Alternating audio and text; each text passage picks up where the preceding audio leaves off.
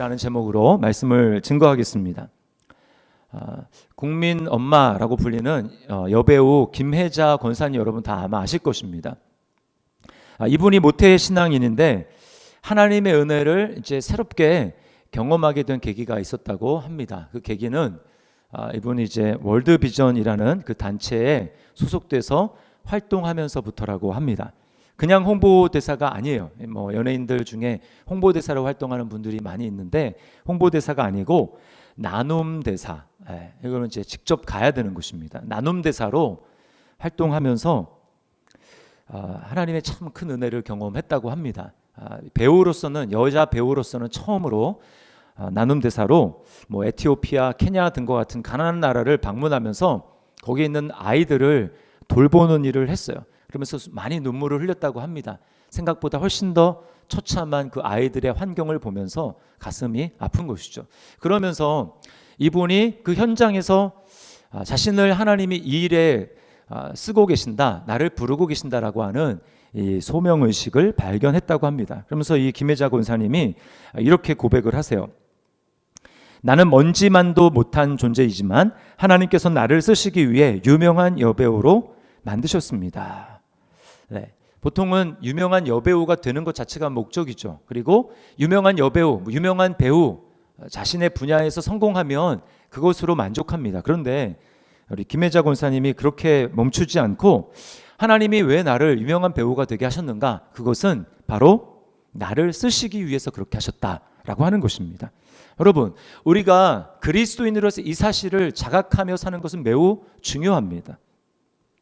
이 사실을 우리가 제대로 알지 못할 때 우리는 하나님의 은혜를 받으면 받을수록 교만하게 됩니다. 우리는 은혜 받기에 힘써야 하고 또한 하나님이 우리에게 은혜 주시는 대로 또한 섬기기 위해서 힘써야 하는 것입니다. 그럴 때 우리는 그 섬김의 자리에서 또한 하나님의 은혜를 공급받게 되고 이 은혜가 계속해서 순환하게 되는 것입니다. 오늘 첫 번째 좀 살펴볼 것은 우리는 섬기는 일꾼이 되어야 한다라는 것입니다. 2절 말씀을 보십시오. 너희를 위하여 내게 주신 하나님의 그 은혜의 경륜을 너희가 들었을 것이라. 하나님이 바울에게 왜 은혜를 주셨다고 합니까? 너희를 위하여. 자신을 위해서 하나님이 은혜를 주신 것 물론 있겠지만 그 결과 무엇을 위해서 하나님의 시각이 있는가? 너희를 위해서. 이방인들에게 복음을 전하고 그 이방의 교회들을 섬기라고 하나님은 바울에게 은혜를 주셨다라고 이야기를 하는 것입니다. 그러므로 여러분, 바울에게 임한 은혜는 섬김으로 표현되고 섬김으로 드러나는 진짜 은혜였습니다. 사도행전 9장에 보면 바울 사도가 어떻게 예수님을 만나게 되는지, 하나님의 은혜를 체험하게 되는지 나오게 됩니다. 청년 바울은 다메섹에서 유대인들로 예수님을 믿는 이단들이 있다라는 소식을 접하고 제보를 접하고 대제사장들로부터 체포 영장을 발부받아서 그들을 잡으러 갑니다. 그런데 낮 12시쯤 되어서 해가 쨍쨍 내리치는데 그 태양빛보다 훨씬 더 밝은 주님의 빛, 주님이 빛 가운데 나타나시는 그 임재를 경험하고 이 바울 사도가 땅에 꼬꾸라집니다. 그리고 눈이 멀어버립니다. 주여, 누구십니까? 그때 바울의 귀에 똑똑하게 주님의 음성이 들립니다. 나는 너가 핍박하는 예수다. 자, 이 눈먼 바울을 하나님께서 눈을 뜨게 하시기 위해서 아나니아라는 주님의 제자를 바울에게 안수하라고 보내시면서 아나니아에게 이렇게 말씀을 하세요. 사도행전 9장 15절 말씀입니다. 주께서 이르시되 가라. 이 사람은 바울입니다. 내 이름을 이방인과 임금들과 이스라엘 자손들에게 전하기 위하여 택한 나의 그릇이라. 전하기 위해서 택한 나의 그릇이다라고 말씀을 하고 있습니다. 여러분, 우리가 만약에 바울의 입장이라고 한번 생각을 해보십시오. 놀라운 은혜죠. 예수님을 직접 경험했습니다. 이런 경험을 많은 사람들이 하겠습니까? 거의 드물죠. 그러면 우리에게는 어떤 마음이 있을까? 어떤 마음이 있겠습니까? 황홀하고 남들에게 내가 한 이 체험을 자랑하고 싶은 그런 마음이 있을 것입니다. 자, 그런데 바울은 자신의 이 간증을 자랑하지 않았어요. 예수님만 자랑했습니다. 다른 사도들도 마찬가지죠. 예수님으로부터 직접 가르침을 받고 예수님의 십자가에서 죽으심과 부활하심을 직접 경험했습니다. 그러나 그들이 본 것을 자랑하지 않았어요. 그들에게 주신 은혜를 자랑하지 않았습니다. 대신 그들은 주님을 자랑했죠. 왜 그랬습니까? 하나님이 그들에게 은혜를 주신 이유와 목적이 무엇인지를 분명히 알았기 때문이에요. 자신을 하나님이 사용하시기 위해서, 일꾼으로 쓰시기 위해서 하나님이 부르셨다라는 것을 알기 때문에 그러한 것입니다. 그래서 7절에 바울 사도는 이렇게 고백합니다. 이 복음을 위하여 그의 능력이 역사하시는 대로 내게 주신 하나님의 은혜의 선물을 따라 내가 일꾼이 되었노라. 하나님의 은혜의 선물을 따라 내가 일꾼이 되었노라. 은혜의 결과가 어떻게 드러납니까? 일꾼이 되었다. 일꾼이 된 것으로 드러난 것입니다. 골로새서에는 바울이 그냥 일꾼이 아니라 내가 교회의 일꾼이 되었다라고 말씀을 합니다. 즉 복음의 일꾼, 교회의 일꾼이 되었다라는 것이죠. 여기 일꾼이라는 말은 디아코노스라는 말인데요. 사역자, 봉사자 또는 집사라고 이제 다른 곳에서 번역이 됐어요. 영어로 이제 집사가 디컨 아닙니까? 디컨? 여기 이 말에서 나온 말입니다. 자, 여러분은 어떻습니까? 여러분 하나님의 은혜를 압니까? 하나님의 은혜를 받고 경험을 했습니까? 그래서 여러분은 교회의 일꾼이 되었습니까? 바울 사도와 같이 복음의 일꾼이 되었습니까? 오늘날 많은 사람들이 교회에 출석하지만 섬기지를 않습니다. 일꾼 되지 않습니다. 교회에 대해서 세상을 대하는 것과 똑같은 방식으로 소비자 마인드를 가지고 있습니다. 백화점에서 쭉 돌아다니면서 이것저것을 구경하고 내가 원하는 것을 사는 것과 똑같이 교회에 대해서도 마찬가지입니다. 나는 여기서 무엇을 얻을 수 있을까? 이 교회는 내게 어떤 유익을 줄 수 있을까? 그것을 생각합니다. 물론 우리가 교회를 정할 때 아무 교회나 정할 수 없기 때문에 우리는 이 교회를 통해서 내가 영적으로 성장할 수 있을 것인지 질문해야 합니다. 우리 자녀들이 영적으로 자라날 수 있을지 그것을 생각해야 합니다. 물론 이건 당연한 것이죠. 제가 그런 것을 뭐라고 하는 것은 아닙니다. 그러나 이제 교회를 정하고 교회 안에 들어왔다면 어떻게 해야 됩니까? 그 교회에 뿌리를 내리고 공동체 안에 들어가서 믿음이 성장할 뿐만 아니라 그리고 섬기는 일꾼이 되어야 하는 것입니다.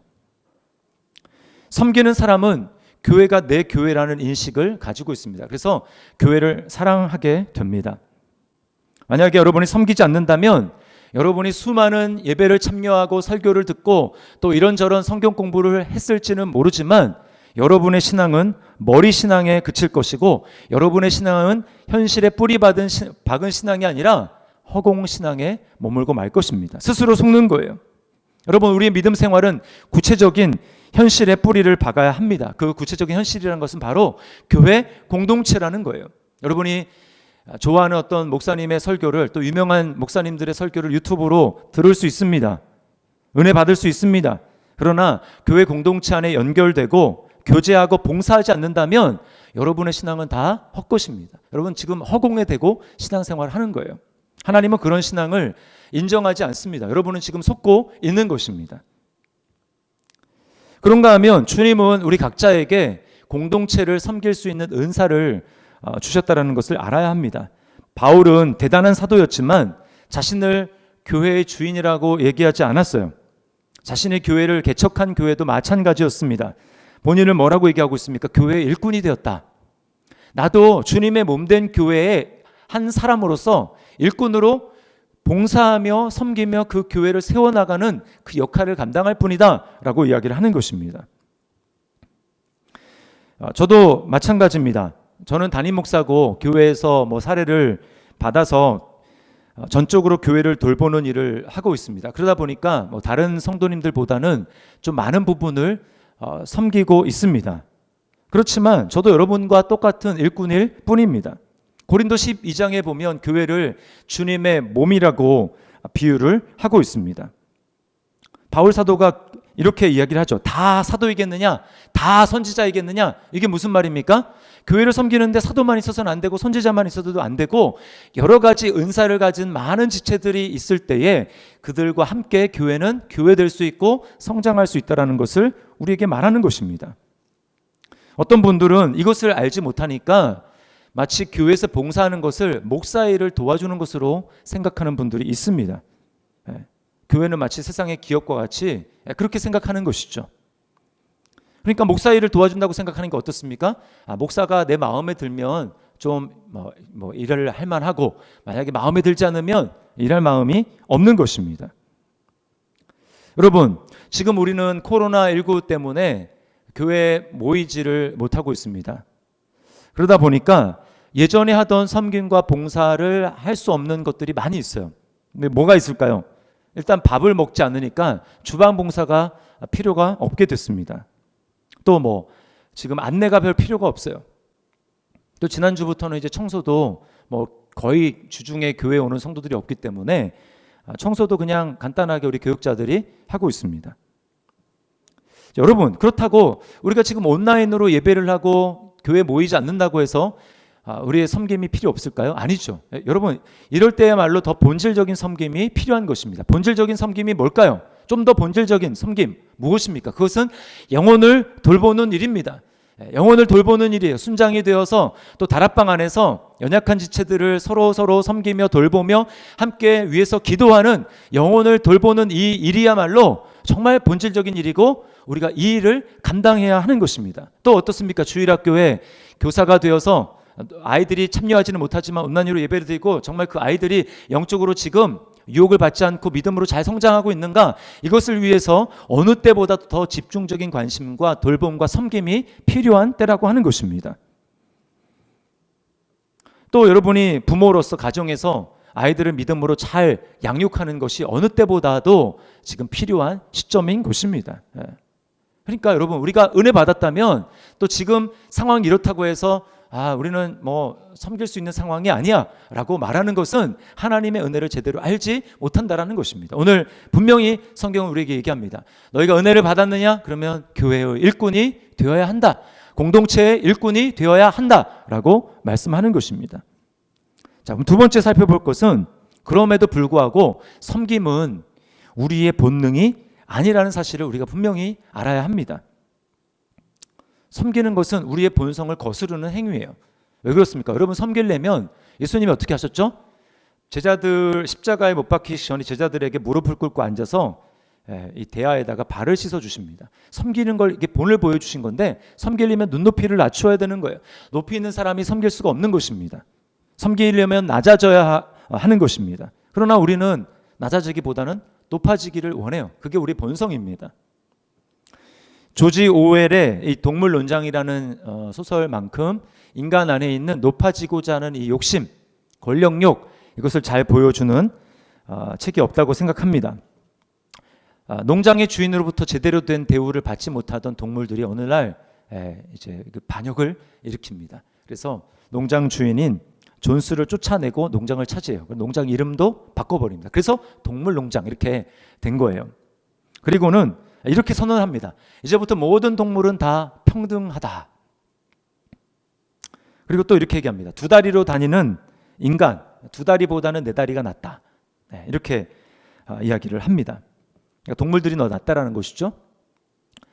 자, 그런데 인간의 자리를 차지한 그 동물은 점점 변질되어 갑니다. 돼지야 개는 다른 동물들 위에 군림합니다. 지배층인 돼지는 예전에 자신들을 괴롭히던 인간처럼 어느덧 두 다리로 서서 생활을 하기 시작합니다. 그리고 손에는 채찍을 들고 다른 동물들을 감시합니다. 그리고는 이제 어느 순간에 구호도 이렇게 바꿔버립니다. 네 다리는 좋고 두 다리는 더욱 좋다. 자기들 이제 정당화하는 것이죠. 어떤 동물들은 더욱 평등하다. 여러분, 우리는 이런 동물농장에 나온 현상들을 역사 속에서 특별히 공산주의와 사회주의 혁명을 일으켰던 나라들의 모습에서 정확하게 발견할 수 있습니다. 노동자 혁명을 일으켰지만 모두가 똑같은 평등한 사회가 됐습니까? 아니죠. 가까이의 북한이나 중국을만 보더라도 그렇습니다. 오히려 민주주의가 발달한, 자유민주주의가 발달한 어떤 나라들보다 더욱더 계층화되어 있고 그 계급별로 차별이 매우 심한 사회가 되어 있습니다. 신분과 지위가 높은 군인들과 공산당 간부들에게 사람들은 어쩔 줄 모르고 절절맵니다. 어떻게든 그들에게 연출을 되어서 자신의 앞길의 성장을 또 성공을 보장받으려고 합니다. 고위층의 부정과 부패가 얼마나 심각합니까? 여러분, 왜 그 사회주의 혁명이 실패한 것입니까? 인간 안에 있는 인간의 본성을 제대로 파악하지 못한 거예요. 너무나 이상적으로 본 것입니다. 인간은 높아지고자 하는 마음, 이것이 태어날 때부터 본질적으로 가지고 있는 자연스러운 본성이라는 거예요. 스카펙이라는 심리상담학자는 이 인간의 이런 죄성을 자기 도취라는 단어로 설명합니다. 우리는 다 자기 도취됐다라는 거예요. 인간은 태어나면서부터 자기 도취적인 존재로 태어났다고 그렇게 말을 합니다. 자기에게 도취된 사람들은 어떨까요? 다른 사람들의 입장을 전혀 생각하지 않습니다. 그리고 아예 생각할 능력도 별로 없습니다. 여러분, 우리가 섬기려면 다른 사람들이 어떨까 이것을 배려하고 그래야 섬길 수 있는 거 아닙니까? 나 자신에게만 집중된 이 자아 도취된 마음으로 다른 사람을 섬길 수가 없는 거예요. 스카펙은 자신의 경험을 통해서 자기 자신 또한 자기 도취에서 예외가 아니었다라고 이야기를 합니다. 청소년 시절 예를 들고 있는데요. 자기가 아마 고등학교였나 봐요. 기숙학교로 이제 학교를 향해서 가고 있는데 저 앞에 자신의 동료 친구를 발견하게 됩니다. 그 친구가 이제 발견하고 가까이 와서 한 5분 정도 같이 걸으면서 대화를 하게 되는데 갑자기 불현듯 스카펙은 이 계시라는 말로 표현합니다. 하나님의 계시. 그때 예수님도 하나님도 모르던 때요. 계시를 받았다고 해요. 뭐냐? 불현듯 자기와 친구가 대화를 나눴던 5분 그리고 좀 더 연장하면 내가 친구를 발견하고 그 친구가 내게까지 다가오기까지 있던 그 모든 시간들, 짧은 그 시간이지만 그 시간 동안에 자신은 친구가 아니라 자기 자신에게 도취되어 있었다라고 이야기를 합니다. 근데 그 자기가 도취되었다라는 사실을 깨달은 게 하나님의 계시라는 거예요. 왜냐하면 자기에게 도취된 사람은 정상적인 방법으로는 자기가 도취되었다는 사실조차도 모르거든요. 자, 이렇게 고백을 합니다. 우리가 만나기 전 2, 3분 동안 나는 그 친구에게 강한 인상을 심어줄 멋진 말을 생각하는데 완전히 몰두해 있었다. 내가 그의 얼굴을 쳐다본 것은 내 말이 그에게 어떤 효과가 있었는지 알아보기 위한 것이었을 뿐이다. 오직 관심이 있었다면 그것은 다만 나의 재치를 빛내줄 조연으로 그리고 나의 영광을 비춰줄 거울로서의 그였다. 이게 지금 무엇입니까? 완전히 자기 자아에 도취되어서 모든 사람들은 다 자신의 영광을 비추어줄 조연을 역할을 하는 그런 존재에 불과하다라고 하는 것을 보여주는 것입니다. 여러분, 이게 바로 인간의 심리라는 거예요. 이게 동물농장에서 얘기했고 또 제가 공산주의 얘기하고 또 스카펙 얘기를 했지만 여러분, 우리에게는 해당 사항이 없습니까? 나는 예수님을 믿었기 때문에 나에게는 높아지고 하는 마음이 없습니다. 나는 자아도취적인 그런 사람이 아닙니다. 여러분, 우리가 그렇게 얘기할 수 있습니까? 아닙니다. 예수님을 믿었지만 복음서에 나오는 제자들을 보십시오. 예수님이 십자가에 못 박히시기 전까지 그들은 높아지는데 제일 관심이 있었어요. 주님은 계속해서 섬겨야 된다. 너희 중에 높아지고 싶은 사람이 있다면 남들보다 더 낮아져서 섬겨야 된다. 이런 말씀을 계속해서 반복하시는데도 불구하고 그들은 그게 전혀 귀에 들어오지 않았어요. 완전히 자기 도취적인 사람들이었습니다. 그리고는 그들의 관심은 어떻게 하면 내가 저 사람보다 저 제자보다 높아질 수 있는가, 여기에 그들의 모든 관심이 있었어요. 여러분, 그들이 구원은 받았지만 하나님의 은혜를 아직 깊이 깨닫지 못하고 있는 것입니다. 자기 도취 그리고 높아지고자 하는 마음에 사로잡힌 사람들의 특징은 무엇일까요? 그들 증상은 바로 다른 사람에 대해서 판단하고 비난하고 정죄하는 것입니다. 왜요? 자기가 높으니까, 자기는 그 사람보다 낫다고 생각하니까, 그리고 자신에게 도취되어서 자신의 약점은 보이지 않고 다른 사람의 약점과 잘못된 점은 잘 보이니까, 이게 자기 도취적인 사람, 높아지고자 하는 사람의 특징이죠. 그러다 보니까 다른 사람들에서 비난과 정죄와 판단을 하는 것입니다. 코로나19 때문에 교회는 어떤 때보다도 많은 비난과 또 욕을 먹고 있습니다. 저는 참 마음이 아파요. 그런데 사실 제 마음이 아픈 것은, 더 마음을 아프게 하는 것은 세상 사람들의 비난이 아닙니다. 교회에 다닌다고 하면서 예수를 믿는다고 하면서 교회 공동체가 아닌 바깥에다가 이런 사실들, 교회의 아픔들, 치부들을 드러내놓고 발설하는 것입니다. 저는 그게 더 마음이 아파요.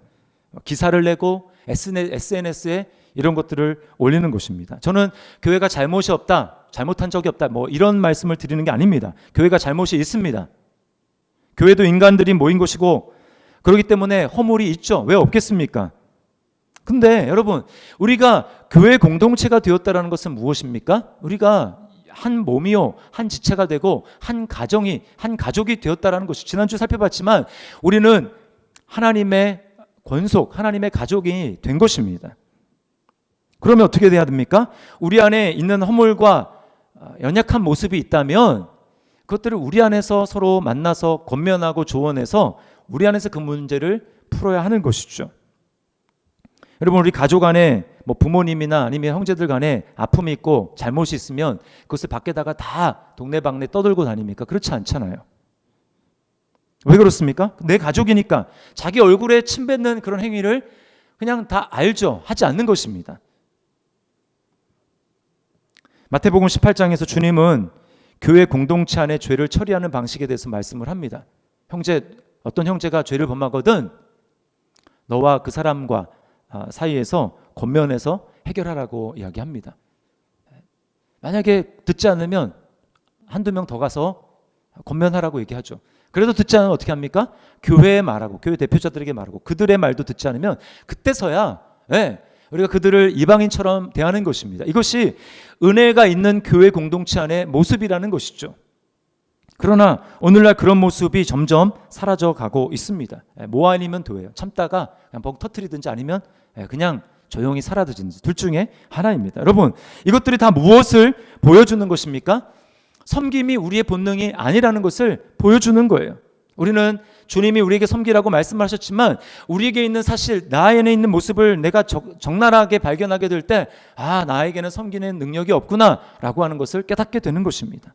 여러분, 그럼 어떻게 우리는 섬기려는 대신에 높아지려는 마음, 그리고 자신에게 도취되어서 우리에게서 벗어날 수 있을까요? 어떻게 하면 정말 주님이 우리에게 말씀하시는 것처럼 우리는 섬길 수 있을까요?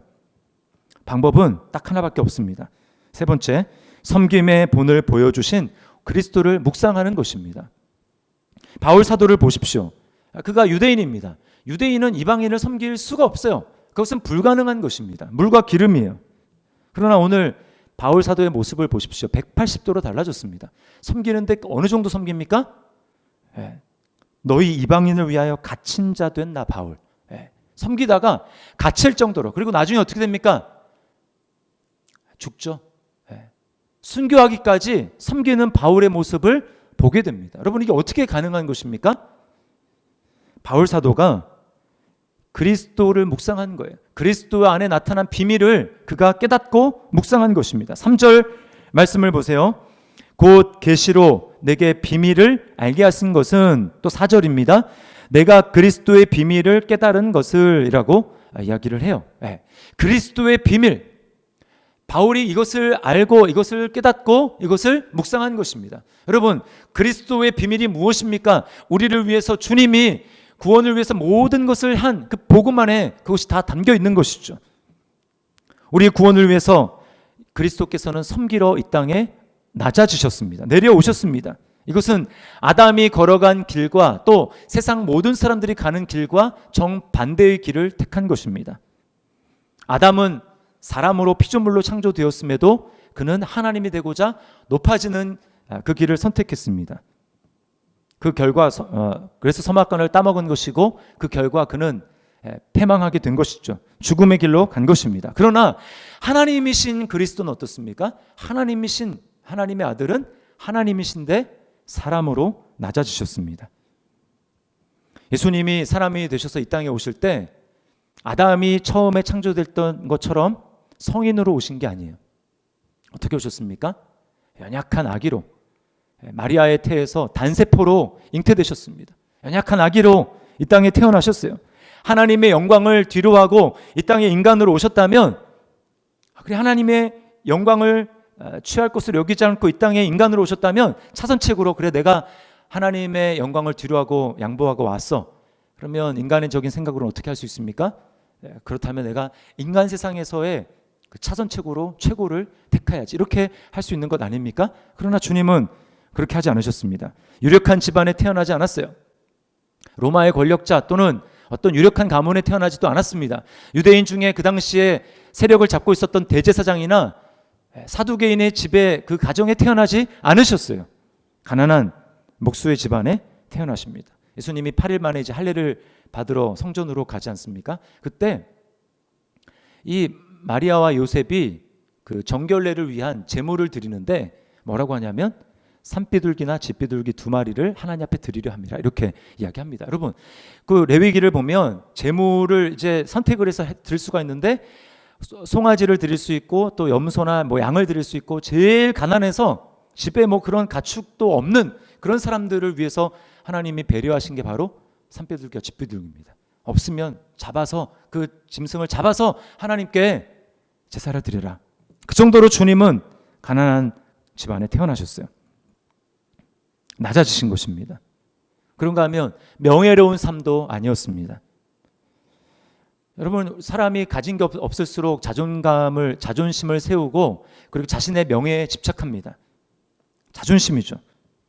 자신의 명예가 더럽혀지는 것을 절대 참지 못합니다. 그래서 내가 하지 않았는데 누가 남에 대해서, 자신에 대해서 명예를 더럽히고 그렇게 할 때 우리는 그것을 참지 못해서 어떻게든 그 억울함을 풀어보려고 하는 것이죠. 그러나 예수님을 보십시오. 의로우신 분입니다. 죄가 하나도 없는 분입니다. 그런 분이 십자가에 달리셨어요. 그러면 여러분, 십자가는 가장 수치스러운 것이고 가장 불명예스러운 것이고 가장 비참한 것이 바로 십자가인 것입니다. 죄인들이라는 것이죠. 그리고 예수님이 십자가에 달리실 때 좌우에 달린 그 사람들을 보십시오. 다 살인자들이고 강도들입니다. 그들과 동급으로 취급받아서 주님은 죄가 없으신 의로우신 분인데 죄인들과 똑같은 취급을 받고 주님은 불명예스럽게 죽으셨습니다. 가장 낮은 밑바닥까지, 십자가를 졌다라는 것은 인간이 인간으로 할 수 있는 가장 낮은 곳까지, 가장 밑바닥까지 내려간 것을 말하는 것입니다.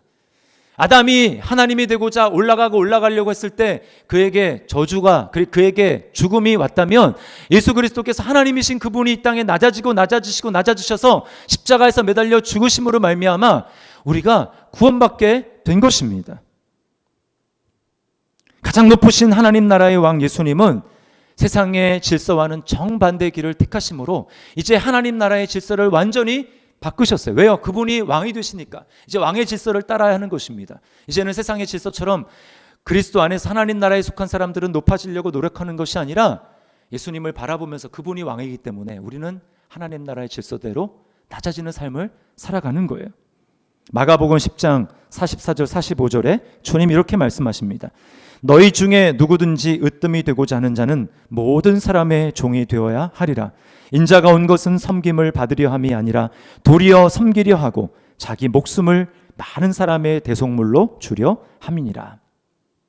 여러분, 주님이 나를 위해 낮아지시고 그 결과 내가 구원받았다라는 사실을 우리가 기억하고 그 사실을 우리가 깊이 묵상하게 될 때 우리 안에 높아지려고 하고 내 중심이 되어서 자아에 돋치려고 하는 그 마음이, 이 독소가 풀려지고 우리 안에 하나님이 주시는 마음이 샘솟게 되는 것입니다.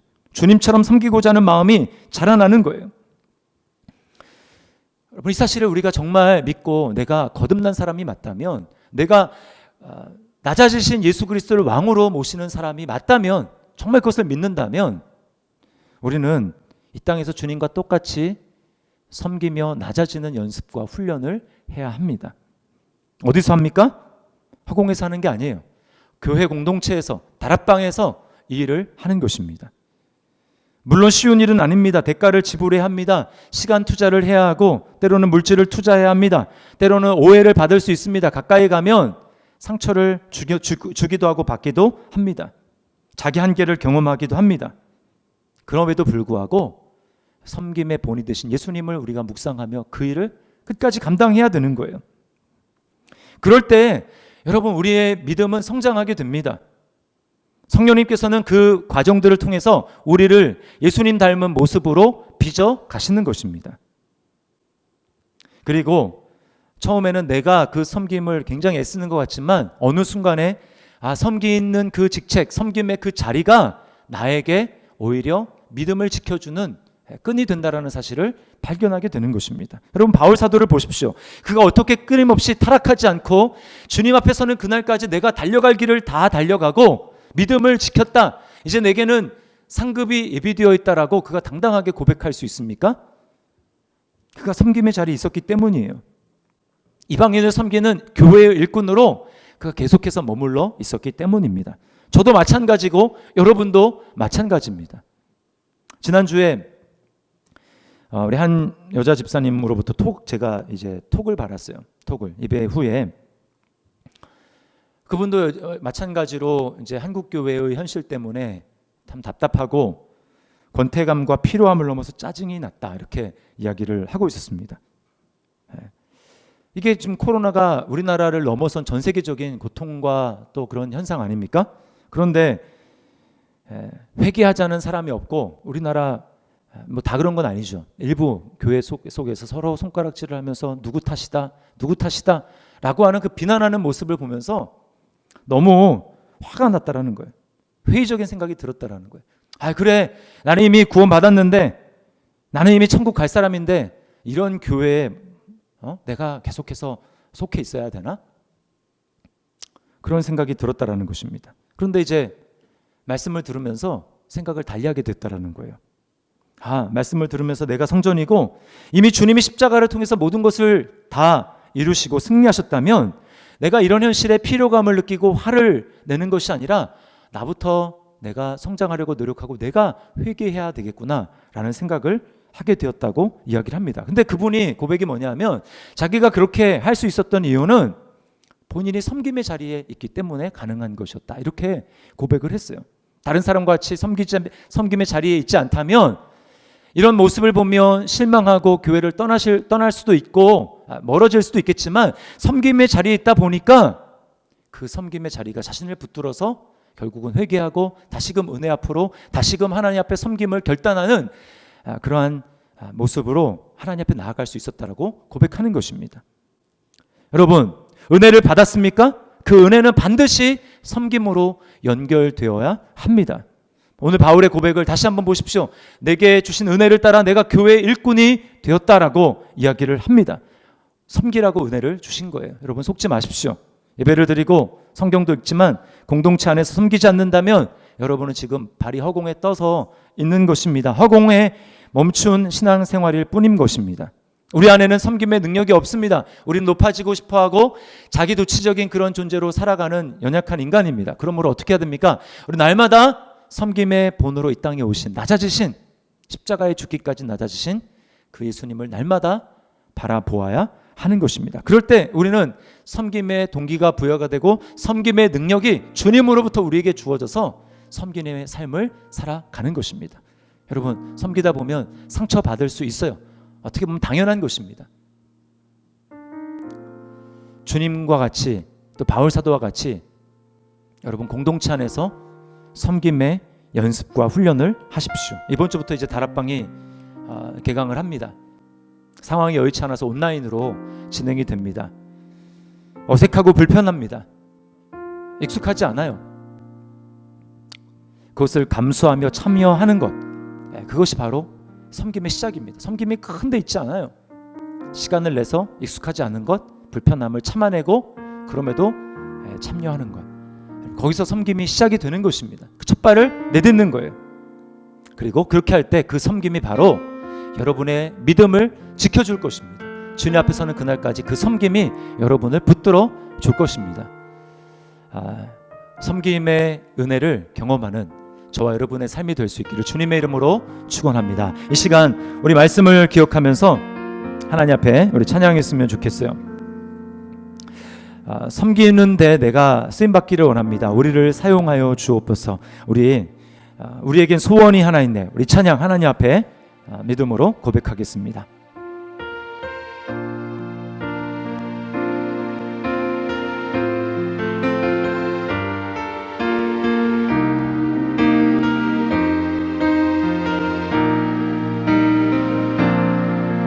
우리에겐 소원이 하나 있네. 주님 다시 오실 그날까지 우리 가슴에 새긴 주의 십자가 사랑 나의 교회를 사랑케 하네. 아멘. 주의 교회를 향한 우리 마음, 주의 교회를 향한 우리 마음, 섬기고자 하는 마음입니다. 희생과 포기와 가난과 고난, 하물며 죽음조차 우릴 막을 수 없네. 우리 교회는 이 땅의 희망. 교회를 교회 되게, 예배를 예배 되게 우릴 사용하소서. 진정한 부흥의 날 오늘 임하도록 우릴 사용하소서. 우리 처음부터 다시 한번 고백합니다. 우리에겐 소원이 하나 있네. 주님 다시 오실 그날까지 우리 가슴에 새긴 주의 십자가 사랑 나의 교회를 사랑케. 아멘. 은혜가 섬김으로 나타나 사랑하게 됩니다. 주의 교회를 향한 우리 마음, 희생과 포기와 가난과 고난, 하물며 죽음조차 우릴 막을 수 없네. 우리 교회는 이 땅의 희망. 아멘. 교회를 교회 되게, 교회를 교회 되게, 예배를 예배 되게 우릴 섬김의 일꾼, 교회 일꾼으로 사용하여 주옵소서. 진정한 부흥의 날 오늘 임하도록 우릴 사용하소서. 성령 안에 예배하리라. 성령 안에 예배하리라. 자유의 마음으로 사랑으로 사역하리라. 교회는 생명이니 교회를 교회 되게, 예배를 예배 되게 우릴 사용하소서. 진정한 부흥의 날 오늘 임하도록 우릴 사용하소서. 우릴 사용하소서. 우릴 나를 사용하소서. 나를 사용하소서.